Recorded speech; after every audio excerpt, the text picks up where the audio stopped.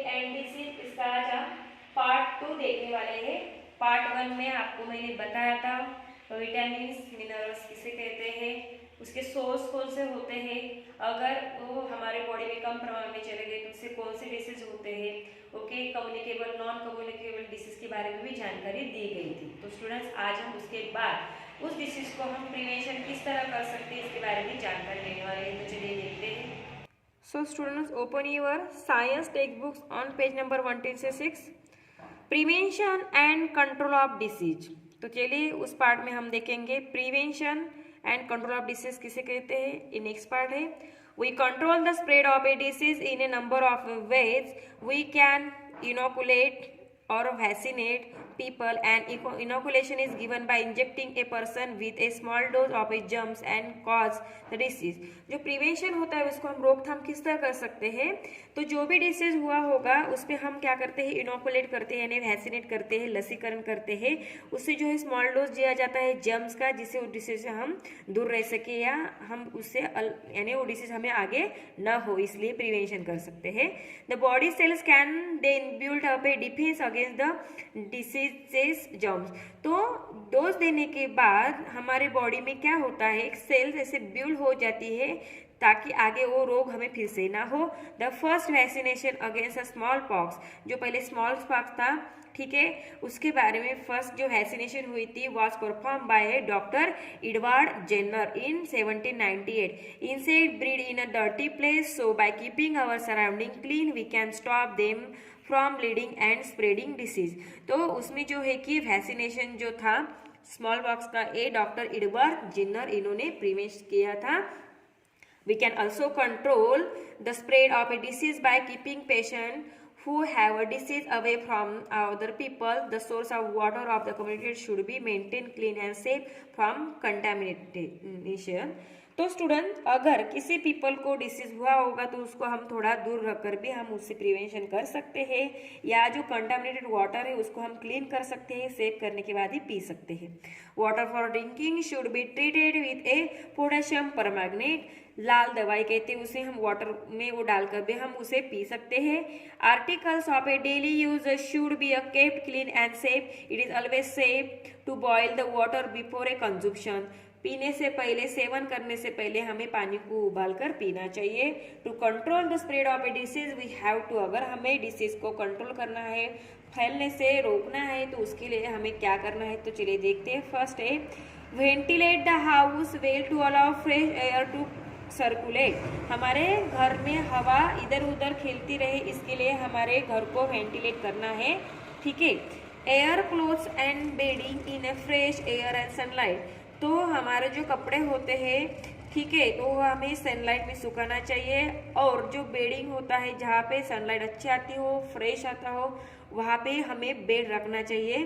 Next, keep water and food well cover and clean, जो हमारा water खाने का जो साहित्य रहता है उसे हमें ढक कर रखना चाहिए, क्लीन रखना चाहिए। Boil milk to kill the germs it contain, जो बायोमिल्क होता है वो क्या करते हैं, उसमें जो जर्म्स होते हैं उसे किल करते हैं।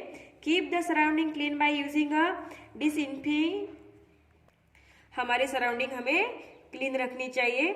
गेट आवर सेल्फ वैक्सीनेटेड, और हमें टीका लगाना चाहिए, लसीकरण करना चाहिए, तभी हम क्या कर सकते हैं, डिसीज को स्प्रेड होने से बचा सकते हैं। नेक्स्ट पेज पे दिया है vaccination and inoculations improve the resistance of a person toward a disease. Vaccination and लसीकरण, इनोकुलेशन एंड टीकाकरण, ये जो दो हम करते हैं, इससे क्या होता है स्टूडेंट्स, हमारे जो रेजिस्टेंस पावर रहती है, रोग प्रतिकारक शक्ति उस डिसीज के तरफ यानी उससे ज़्यादा बढ़ती है, यानी हमें नेक्स्ट वो डिसीज नहीं होता नेक्स्ट टाइम में। There are vaccines available for many diseases like diphtheria, cholera, typhoid, tuberculosis, tetanus, whooping cough, polio, measles, mumps and meningitis। तो ऐसे बहुत सारे रोगों पे अभी क्या है, वैक्सीन अवेलेबल है। We must get ourselves vaccinated as a protection against the disease। तो हमें अगर वो रोग ना हो इसलिए वैक्सीनेशन करना चाहिए। The resistance developed by them, the method varies from the disease to disease and last of several months to several years। Therefore the inoculation and vaccination have to repeated from time to time। तो अगर हमें वो disease ना हो, इसलिए जब भी हमारा टीकाकरण होता है टाइम टू टाइम हमें वो लेना चाहिए।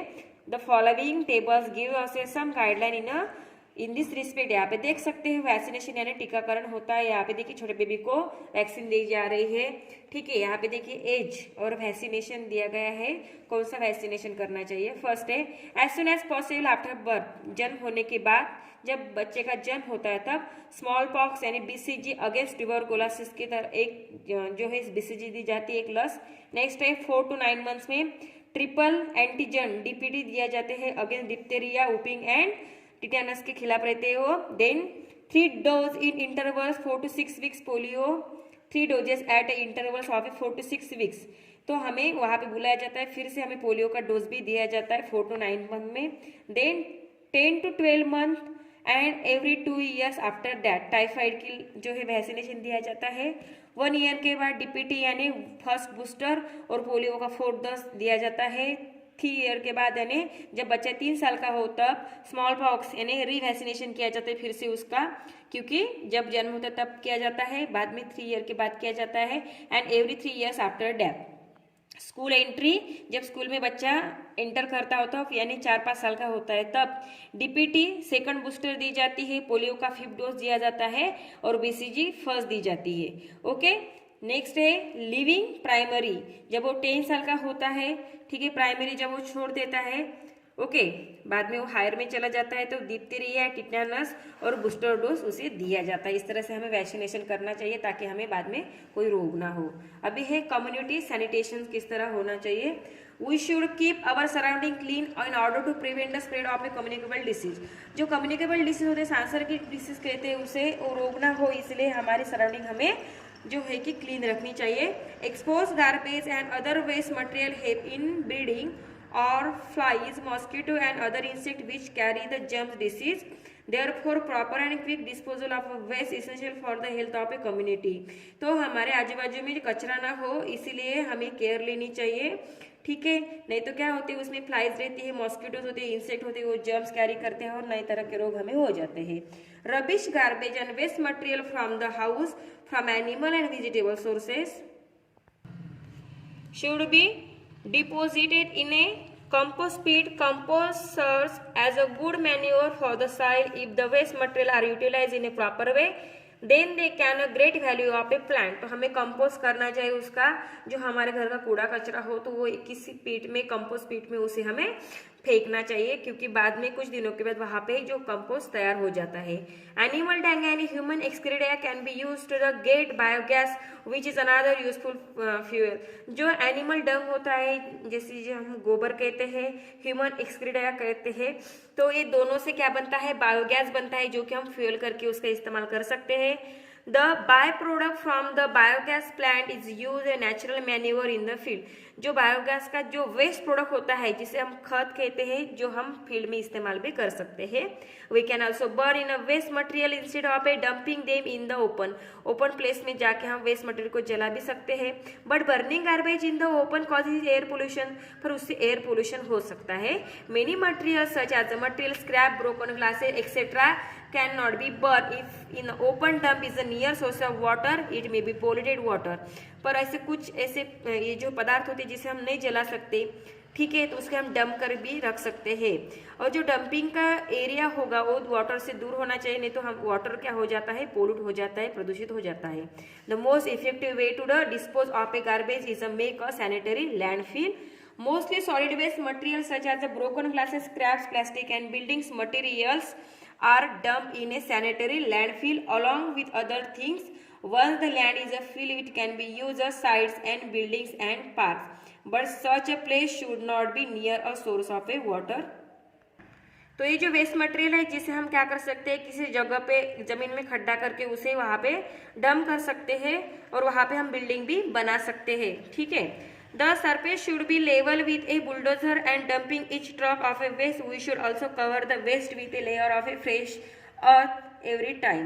This prevents the waste from decaying and being down away by strong winds. It is also helps to prevent the breeding of flies and other insects. तो क्या होगा, अगर देखिए यहाँ पे खड्डा करके उसके ऊपर हम मिट्टी डालें तो इसमें मक्खियाँ नहीं बैठेगी, मॉस्किटो नहीं बैठेगी, यानी आजू बाजू का परिसर जो है दूषित नहीं होगा, ठीक है। हमें नई तरह की जो रोग हो रही है अभी वो रोग भी नहीं होगी, ठीक है। जर्म भी कंटेमिनेटेड नहीं हो सकते, फूड भी कंटेमिनेटेड नहीं होगा, नेक्स्ट है 3 important step need to be taken for waste disposal, quick collections, effective transportation and proper disposal. The waste disposed in temporary refuse dumps are collected and transported to its disposal areas. If refuse line open dump for several days, it causes serious health hazard to the entire community. तो यहाँ पे हमें कुछ steps दी गई है, उसे हमें क्या करना चाहिए, कलेक्शन जो है कि उसको ट्रांसपोर्टेशन में डिस्पोजल करना चाहिए, अदरवाइज वो उससे हमें हैजर्ड यानी बहुत बड़े धोखे हो सकते हैं हमारे कम्युनिटी के लिए, ठीक है, उसके बैड इफेक्ट्स हमें भुगतना पड़ेगा. We should take care of keep our surrounding clean and safe from flies, mosquito, rat etc. तो इसलिए हमारी जो सराउंडिंग है, आजू बाजू का जो भाग है उसे हमें सेफ रखना चाहिए, फ्लाइज से, मॉस्किटो से, रैट से. Do not throw garbage everywhere, और हमें इधर उधर कचरा नहीं फेंकना चाहिए. We can even make some useful item from a waste material like empty tins, cans, cupboard etcetera. जो वेस्ट मटेरियल होते हैं जैसे कि टीन्स हो, कैंस हो, कपबोर्ड, इसे हम नए शोपीस भी बना सकते हैं. They can be use for making dustbin, flower vase और ए पेन होल्डर. उससे हम क्या बना सकते हैं, डस्टबिन बना सकते हैं, फ्लावर वेज बना सकते हैं या पेन होल्डर भी बना सकते हैं. प्रोड्यूस लेस वेस्ट, अदरवाइज अवर ब्यूटीफुल वर्ल्ड में become a huge dumping ground. अगर हमने वैसे नहीं किया तो कुछ दिनों के बाद हमारा जो ब्यूटीफुल वर्ल्ड है एक डंपिंग ग्राउंड बन जाएगा. सो स्टूडेंट्स, आज हमने जो है कि फूड हेल्थ एंड डिसीजेस का सेकंड पार्ट यहाँ पे हमने सीख लिया है. मैंने आपको टीच किया है किस तरह से जो है कि हमें डिसीज से बचाव करना चाहिए, कम्युनिटी सैनिटेशन किस तरह होना चाहिए, वैक्सीनेशन और इनोकुलेशन मीन्स क्या होता है, मैंने आपको अभी सिखाया है. तो स्टूडेंट, सबसे पहले आपको ये लेसन रीड करना होगा, उस पर जो एक्सरसाइज दी गई हो एक्सरसाइज आपको नोटबुक में अभी सॉल्व करनी है. तो चलिए देखते हैं. सो स्टूडेंट्स, अभी हम एक्सरसाइज देखेंगे जो आपको साइंस के नोटबुक में सॉल्व करनी है. फर्स्ट है answer the following question. First question दिया है, what do you mean by good quality food. Good quality food किसे कहते हैं, तो आपका आंसर में लिखना है good quality of food means food that supplies all the nutrient required by our body. Okay, next question है, give one function of each proteins, carbohydrate, vitamin. तो हमें यहाँ पे उसका फंक्शन लिखना है. तो आपको आंसर में लिखना है carbohydrates and fat give us energy to work, proteins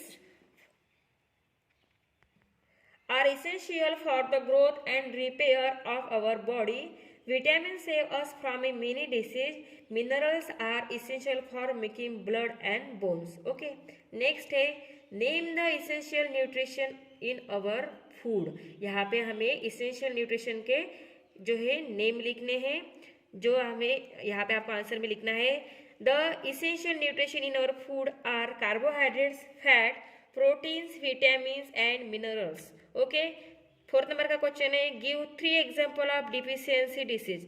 deficiency disease के हमें जो है कि यहाँ एग्जांपल देने हैं. तो आपको जो है फोर्थ नंबर में आंसर में लिखना है lack of vitamin A cause night blindness. Next, lack of vitamin B in a food feed to berry, lack of vitamin C leads to scurvy and deficiency of vitamin D leads to rickets. Okay, इसमें से आप 3 जो है लिख सकते हैं. Next, what is the main cause of communicable disease. Communicable disease के main cause कौन से यहाँ पे हमें लिखने हैं. तो यहाँ पे आपको आंसर में लिखना है communicable disease are cause by germs including bacteria, virus and protozoa. Next है what are the agent which help in spread disease. Disease spread होने वाले एजेंट कौन से हैं. तो आपको आंसर में लिखना है mosquitoes, flies, bacteria are the agent which help to spread disease. 7 number का क्वेश्चन दिया है give 3 example of diseases which are spread by air, water and food. यहाँ पे हमें एयर, वाटर और फूड से होने वाले जो डिसीज है उसके एग्जाम्पल देने हैं. फर्स्ट आपको आंसर में लिखना है through air disease like influenza, small pox, chicken pox. Next लिखना है through food and water disease of tuberculosis, typhoid, cholera, diarrhoea, jaundice. 8 number का क्वेश्चन है what will happen if you do not keep our surrounding neat and clean and allow all the garbage and waste material to lie here and there. अगर हमने हमारे आजू बाजू का परिसर स्वच्छ नहीं रखा और इधर उधर सब जगह पे कचरा डाल दिया तो क्या होगा. तो आपको आंसर में लिखना है we should keep our surrounding clean in order to prevent the spread of communicable disease. Exposed garbage and other waste material have been breeding of flies, mosquitoes and other insects which carry germs and disease. Therefore, proper and quick disposal of waste is essential for the health to the community. Okay. Next है what is vaccination and inoculation. तो यहाँ पे आपको answer में लिखना है vaccination and inoculation improve the resistance of a person toward disease. The resistance develop by the method various from a disease to disease and last for several month to several years. Therefore this inoculation and vaccination have to be repeated from time to time. Okay, next question दिया है fill in the blank by choosing appropriate word from the bracket. यहाँ पे जो है कि bracket में से हमें एप्रोशिएटेड वर्ड यहाँ पे फिलअप करना है। फर्स्ट है yellow pumpkin and milk are rich in vitamin A. यहाँ पे आपको विटामिन ए लिखना है। नेक्स्ट है are essential for the growth and repair of our body. तो यहाँ पे आपको प्रोटीन्स लिखना है जिससे हमारी क्या होती है, ग्रोथ होती है और रिपेयर हो जाता है। Next the deficiency of in a food leads to anaemia. अगर आयरन, यहाँ पे आपको आयरन लिखना है, आयरन की कमी रही तो हमें एनीमिया डिसीज हो सकता है। Next disease that is cause by insect bite is, जो है मलेरिया। ये जो रोग है अगर हमें कोई इंसेक्ट ने काट लिया तो उससे क्या होता है, मलेरिया होता है। नेक्स्ट है eating food expose to fly spread diarrhoea. Next at present there is no vaccine for a malaria. Okay, next है dengue fever is cause by mosquito. Mosquito जो फीमेल मॉस्किटो काटने से हमें डेंगू होता है। Gastroenteritis and typhoid are spread by food and water. Contaminated food अगर water हमने हमारे पेट में चला गया तो हमें गैस्ट्रो या टाइफाइड हो सकता है। नेक्स्ट जो है यहाँ पे थर्ड नंबर का क्वेश्चन है define the following term. First है डिफिशियंसी डिसीज, हमें डिफाइन करना है। तो चलिए यहाँ पे आपको आंसर में लिखना है। तो आपको लिखना है स्टूडेंट्स वहाँ पे disease cause by the lack of some nutrition in our daily food are called deficiency disease. They disease are different from a communicable disease as they can not be passed on to others. Okay, next है communicable disease. तो आपको वहाँ पे लिखना है they spread through contact air contaminated food and water. Example दिए गए उसके cholera, typhoid, influenza, measles, chicken pox, jaundice, meningitis and malaria are some communicable diseases. Okay, third number का है नॉन कम्युनिकेबल डिसीज। तो आप आंसर में आपको लिखना है diseases cause by the lack of some nutrition in our daily food are called non communicable disease. Example में आप लिख सकते हैं night blindness, retarded growth, beriberi, scurvy, pellagra, swollen gums, rickets. Okay student, तो इस तरह से आपको फूड, हेल्थ एंड डिसीज ये चैप्टर अंडरस्टैंड करके उसकी जो एक्सरसाइज दी गई है जो आपको साइंस के नोटबुक में सॉल्व करनी है। तो शुरुआत में आपको ये लेसन अच्छे से पढ़ लेना है स्टूडेंट्स, ठीक है। इसकी डिफिकल्टी समझ लेना है, अंडरस्टैंड कर लेना है, देन एक्सरसाइज सॉल्व करके उसकी फोटोज मुझे सेव